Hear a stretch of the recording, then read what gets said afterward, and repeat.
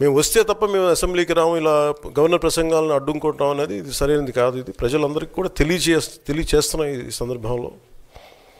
అందుకని ఇది భవిష్యత్తులో కూడా మేము కోరుకునేది వైసీపీ నాయకుల్ని, మీకు ప్రతిపక్ష హోదా ఇవ్వకపోయినా ప్రజలు మీకు 11 సీట్లు ఇచ్చారు, దాన్ని గౌరవించి మీరు అసెంబ్లీకి రండి. మీ స్థాయికి తగ్గట్టుగా మీకు మీకు ఎన్ని ప్రశ్నలు అడగాలో దాని తగ్గట్టుగా ఇస్తారు మీకు.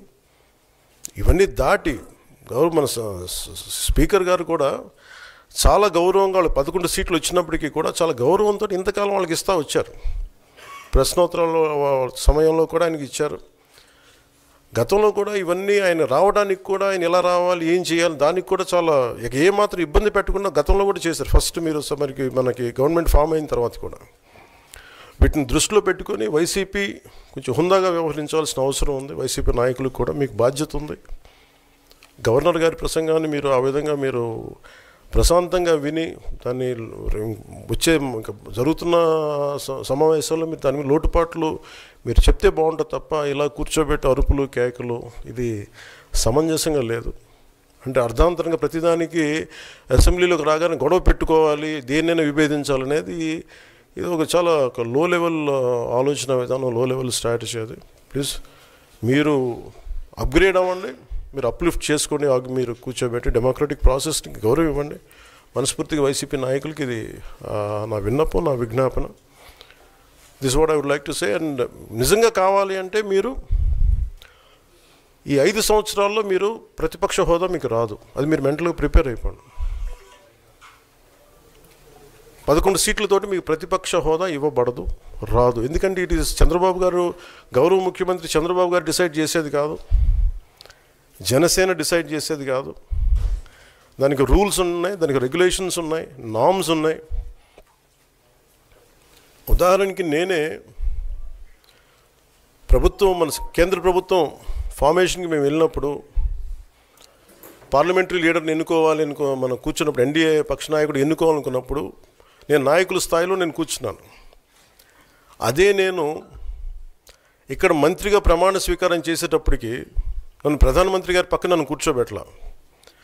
నేను డిప్యూటీ సీఎం అయినప్పటికీ కూడా అది మంత్రి హోదానే కాబట్టి తిరిగి నన్ను మంత్రులందరూ పక్కనే కూర్చోబెట్టారు తప్ప ప్రత్యేకంగా నన్ను అక్కడ కూర్చోబెట్టలేదు. They are very specific rules and regulations నడుస్తాయి. ఉదాహరణకి పొద్దున కూడా స్పీకర్ గారు ఎదురొస్తే నేను అసెంబ్లీలోకి అడుగు పెడతా ఉంటే స్పీకర్ గారు ఎదురొచ్చారు.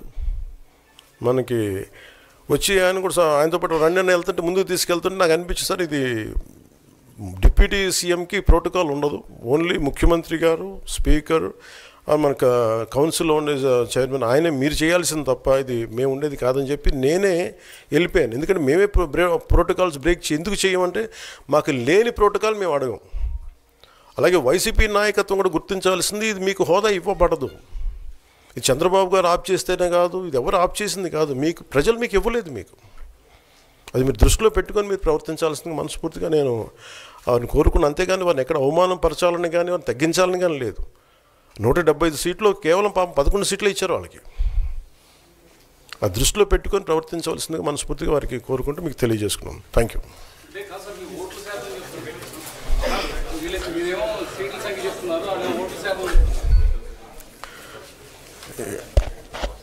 ఫస్ట్ అప్పుడు ఏం చేయాలంటే సార్, అప్పుడు జర్మనీకి వెళ్ళిపోవాలండి.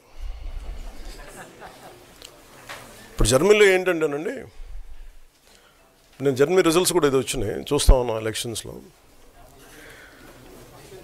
25% వచ్చిన హైయెస్ట్ పర్సంటేజ్ ఆఫ్ వచ్చిన ఓటుకి ఇన్ని ఎంపీస్, ఇంత అసెంబ్లీ స్థానాలు ఉంటాయి వాళ్ళకి.